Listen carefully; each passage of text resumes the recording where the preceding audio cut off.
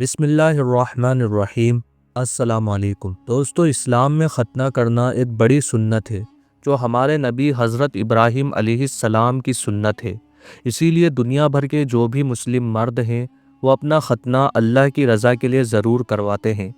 ختنہ کا مطلب ہے مرد کے پرائیویٹ پارٹ کی تھوڑی سی آگے کی اسکن کو شرعی طریقے سے کاٹنا۔ اسلام کے حساب سے دنیا کی ہسٹری میں پہلا شخص جس نے ختنہ کروایا تھا وہ تھے حضرت ابراہیم علیہ السلام۔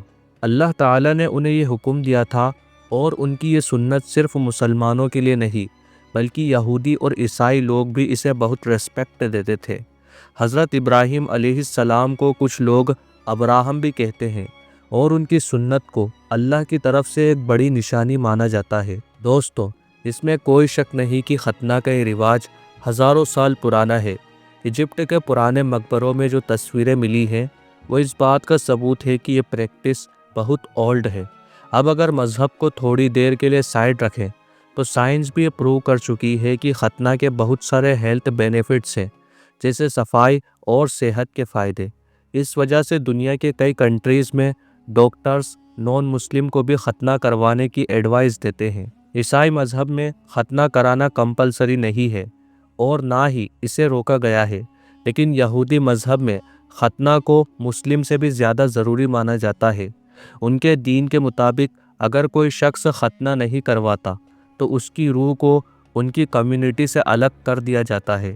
یہودی لوگ مانتے ہیں کہ ختنہ ایک ایسا ایگریمنٹ ہے جو اللہ اور حضرت ابراہیم علیہ السلام کے بیچ ہوا تھا۔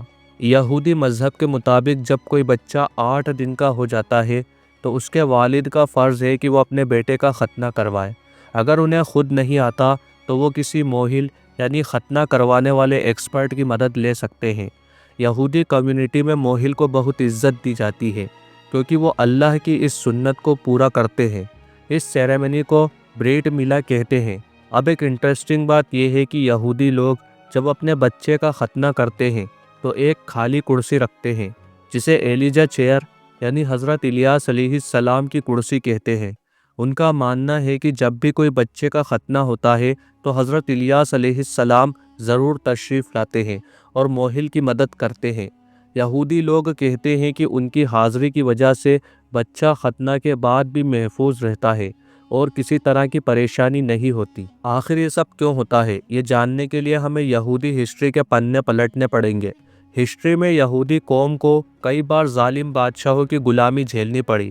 ان حکومت نے نہ صرف انہیں غلام بنایا بلکہ ان کے دینی رواجوں پر بھی پابندی لگائی۔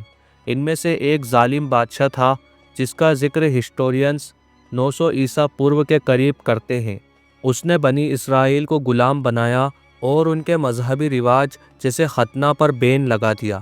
اس وقت حضرت الیاس علیہ السلام جو اللہ کے ایک مشہور نبی ہیں، انہوں نے اللہ سے دعا مانگی کہ جب تک یہ ظالم بادشاہ ختنہ پر سے بین نہیں ہٹاتا تب تک بارش نہ ہو۔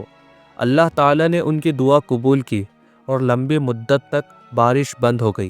سب طرف سوکھا پڑ گیا اور پریشانی آ گئی۔ سوکھے اور پریشانی پڑنے کے بعد آخرکار اس بادشاہ نے ختنہ جیسے رواج پر سے بین ہٹا دیا۔ اس کے بعد یہودی قوم نے پھر سے ختنہ کی سنت شروع کی۔ یہ سب حضرت الیاس علیہ السلام کی دعا اور اللہ کی رحمت سے ممکن ہوا۔ اسی لیے آج بھی یہودی لوگ جب اپنے بچے کا ختنہ کرتے ہیں تو حضرت الیاس علیہ السلام کو یاد کرتے ہیں اور ان کے لیے ایک خالی کرسی رکھتے ہیں۔ یہ یقین رکھتے ہیں کہ وہ ضرور آتے ہیں۔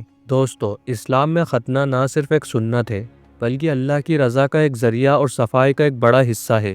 ہماری یہ ویڈیو یہیں ختم ہوتی ہے۔ اگر آپ کو یہ انفارمیشن پسند آئی تو ویڈیو کو لائک کریں، اپنے دوستوں کے ساتھ شیئر کریں اور ایسے ہی علم و تاریخ سے بھری ویڈیوز دیکھنے کے لیے ہمارے چینل کو سبسکرائب کریں، بیل آئیکن پریس کرنا نہ بھولیں۔ اللہ تبارک و تعالی آپ کا اور ہمارا حامی اور مددگار ہو، آمین۔